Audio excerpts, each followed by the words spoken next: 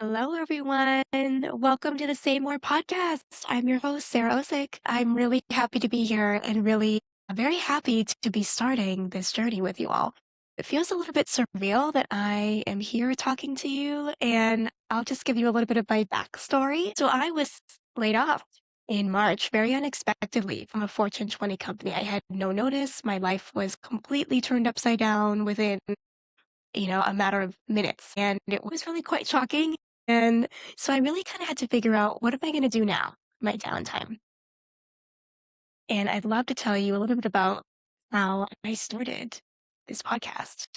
So for the last 2 years, I had been sitting on this idea to start a podcast. I remember very vividly, like late 2024, early 2025. I just remember texting my best friend and saying, I want to do this. And I immediately reached out with, I think it was 16 episode ideas. And, at the time I was working, it was full time. I had no time to kind of think creatively or have really the capacity to build out my idea of starting a podcast. So that kind of sat there for a bit. And in March, my life was completely changed. I found myself with open time. And so I thought, why not now? This is the best time to try.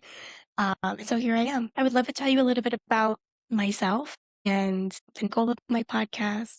So if you don't know me, my name is Sarah. I'm an independently licensed clinician in Massachusetts. I have over 15 years experience in the field of behavioral health. I'm a licensed marriage and family therapist, and I've worked primarily in the managed care setting for the last 10 years, primarily with the Medicaid population. And if you're not familiar with that population, these are folks that are typically quite vulnerable. They tend to have, very acute behavioral health needs, medical comorbidity, really folks that need a lot of support. And so my experience working with this population has really shaped really a lot of my lens and my framework of kind of how I approach the work that I do. And, what I found is that as I've kind of moved from clinical to non-clinical roles in my career, I was kind of missing that human connection.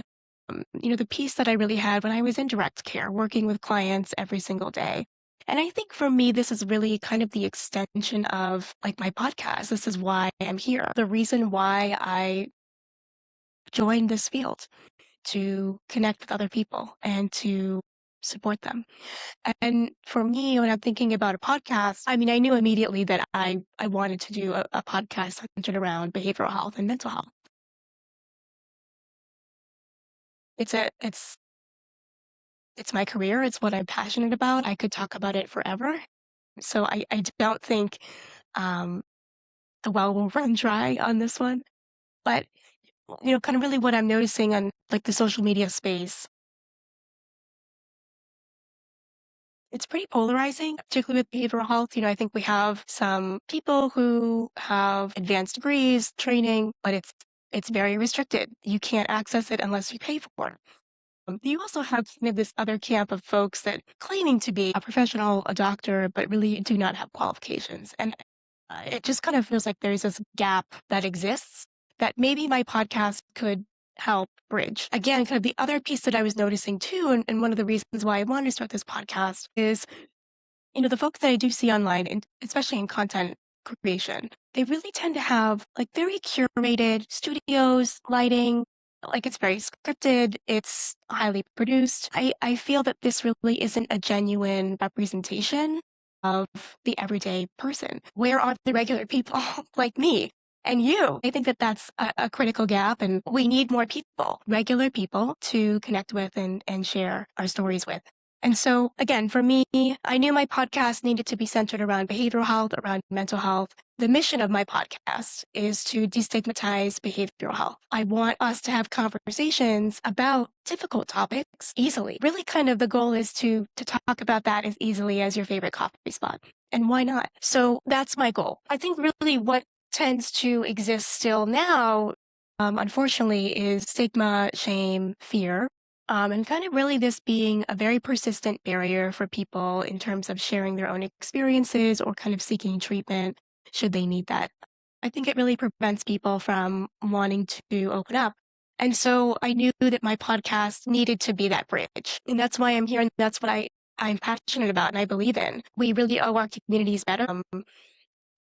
And we need to kind of continue challenging these unhealthy kind of narratives that I do think keep people feeling stuck. My favorite saying is nothing changes if nothing changes. And I really want this podcast to be that change. I want to create a space where mental health meets real life with everyday people like you and me.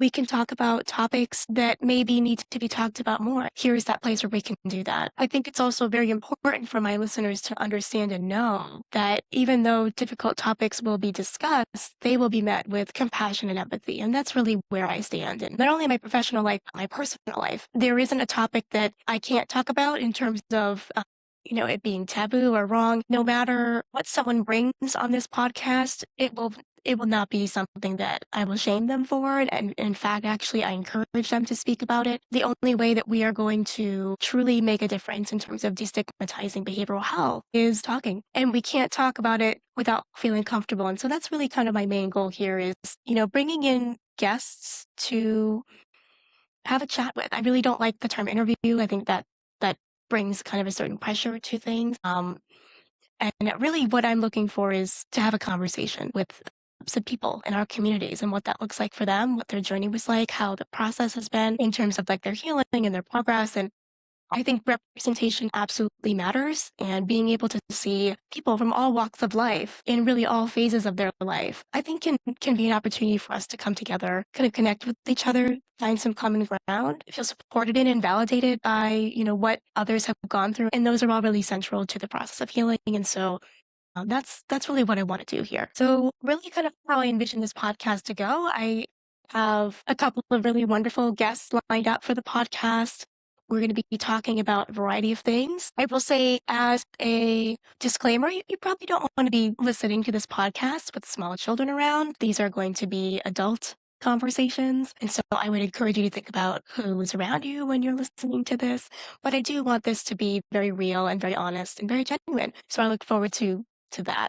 I do want to read a disclaimer that, although I am an independently licensed clinician in Massachusetts, the content of my podcast really is not professional advice and really should not be taken as a substitute for therapy or mental health treatment. The conversations are really intended to destigmatize behavioral health, foster connection, and really just reflect my own personal perspective and are my opinion only. If you are experiencing a psychiatric emergency or distress, please contact 911 or go to your nearest emergency room. That's all I've got for now. I'm really looking forward to taking you on this journey. Thanks for being here. Thanks for supporting me, and we'll chat back in soon.